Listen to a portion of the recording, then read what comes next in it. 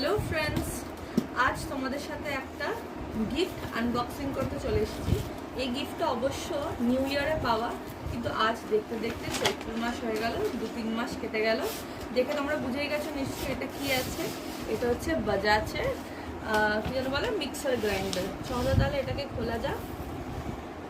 বাবা এটা কিনে এনেছিল। আমাদের একটা মিক্সার আছে পুরোনোটা বলে এটা আর ইউজ করা হয়নি, তো ভাবলাম আজকে ইউজ করাই যাক। একবার খুলে নিই, তারপর তোমাদের দেখাচ্ছি। ফার্স্টে এতে কি আছে দেখি। আচ্ছা, এতে আছে হচ্ছে এই যে বাটিগুলো, যেটাতে আমরা গ্রাইন্ড করবো বা পেস্ট করবো, এটা একদম ছোটটা। তারপরে এটা মাঝারি সাইজেরটা, আর এইটা একদম বড়টা, যেটাতে জুসার বা কিছু করানো যায়। এটা বার করা যাচ্ছে না, দাঁড়াও বন্ধুরা দেখি। আর এই যে এটা হয়ে গেল বড়টা।